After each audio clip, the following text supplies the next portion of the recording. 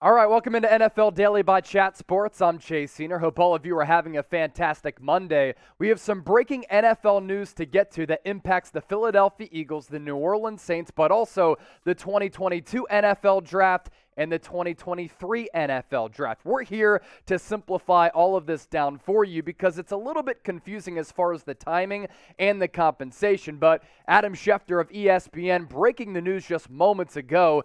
Eagles are sending picks 16, 19, and 194 in the sixth round to the Saints in exchange for pick 18, 101 in the third round, 237 in the seventh round, and a 2023 first round pick, as well as a 2024 second round pick per sources. So the Saints are now at 16 and 19, the Eagles at 15 and 18 in the 2022 NFL Draft first round. Schefter also saying this: now the Philadelphia Eagles have double ones in the 2023 NFL Draft, which is expected to be a better and deeper quarterback draft class. A trade like today continues to show that Jalen Hurts will get another chance this season here in 2022 to become the Eagles' quarterback solution for the future seasons. But if he doesn't work out, then now the Philadelphia Eagles have more draft capital in 2023 and more of a quarterback-rich quarterback class to maybe get their future signal caller. Mike Garafolo, NFL Network, also saying this on Twitter: one of the most expected things in this year's draft was for the Eagles moving some of this year's draft capital to next year.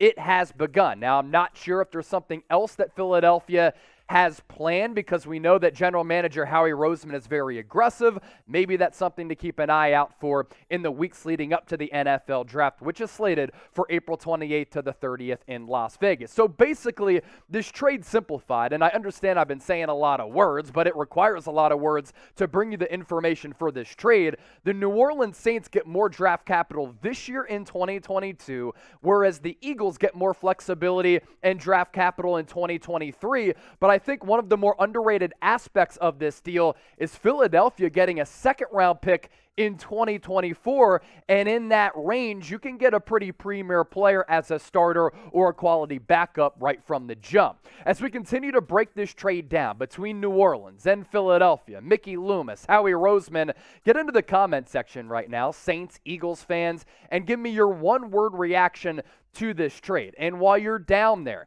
Saints Now, one of our newer channels here at Chat Sports. It's been growing really rapidly, approaching 5,000 subscribers. Philadelphia Eagles Now, one of our larger channels, quickly approaching 27,000 subs. When this trade was made official, when we saw the tweet from Adam Schefter, we got the crew together to throw all of these trade details in a show really quickly to put this on Philadelphia Eagles Now as well as New Orleans Saints Now. This is why you subscribe, because nobody is faster than us, nobody is better than us, and we keep you informed on all things Saints and Eagles here at Chat Sports. First, I want to share my thoughts on the Eagles' perspective.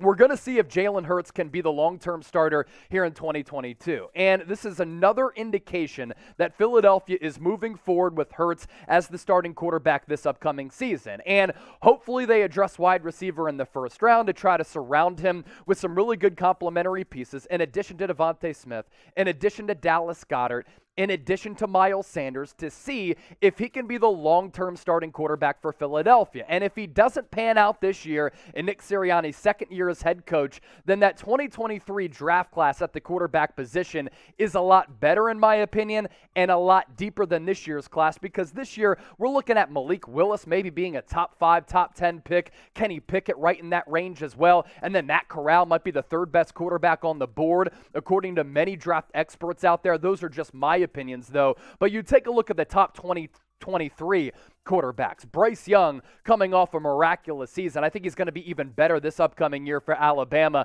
I think they go into this upcoming season as the national title favorites after losing to Georgia in the championship game this past year.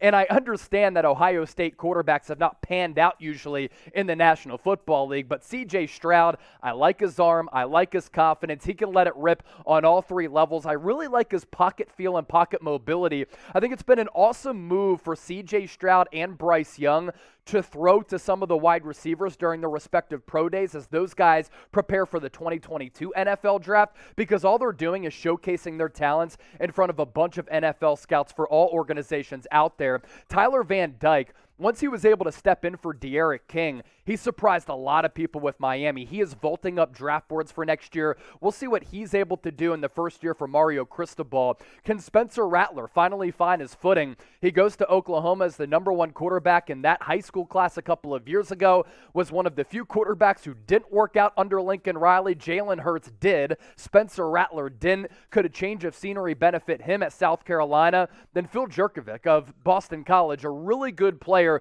who got hurt last year, but has a couple of really nice intangibles and attributes to his skill set. So those are kind of the inner workings of the 2023 quarterback class, and we know that Howie Roseman is aggressive. We know that he's always looking ahead, trying to really have this organization in the best spot possible moving forward.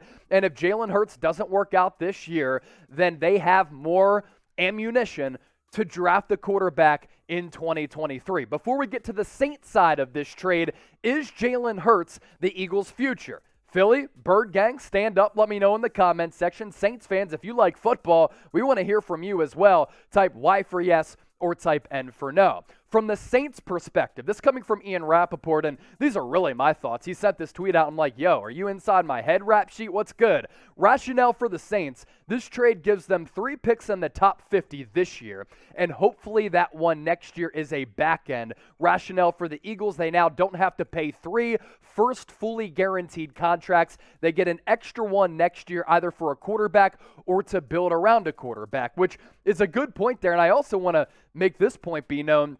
That 2024 second-round pick, you lose that if you're New Orleans. That kind of dents their 2024 draft class to a certain degree and gives the Eagles another premier asset and pick moving forward. So now, with Dennis Allen's first year taking over for Sean Payton, it looks as though they're going to run it back at that quarterback spot with Jameis Winston. Maybe by moving up in the draft class this year, they have their eyes on another quarterback depending on how the board falls. Now, if you're a Saints fan, you kind of want maybe some quarterbacks to go off the board quickly, and then maybe another quarterback falls to you later in the draft where you can select that guy in the mid-first round, late first round. I also think this is in play.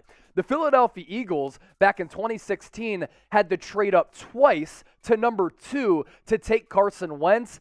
I don't think that's out of the realm of possibility for New Orleans. They trade up once, maybe because now they have 3 top 100 picks now. They could package some of those picks early in the draft, later in the draft, to then move up once again to maybe select their future signal caller. So a lot to unpack, a lot to get to, a lot of implications for both of these organizations in Philadelphia and in New Orleans. We just simplified it for you on Philadelphia Eagles now, as well as New Orleans Saints now. What is the Saints' biggest area of need? That's my final question for the audience before we hop on out of here. You let me know, chime into the comment section, and make sure you subscribe. If you're a Saints fan, multiple videos per day covering the New Orleans Saints. Philadelphia Eagles now, we're pushing out videos damn near every day, keeping you informed better than anybody out there. Those links down below, youtube.com/Eagles Now. That Saints link also flashing on your screen. Subscribe, and if you ain't subscribed, homies, you ain't alive.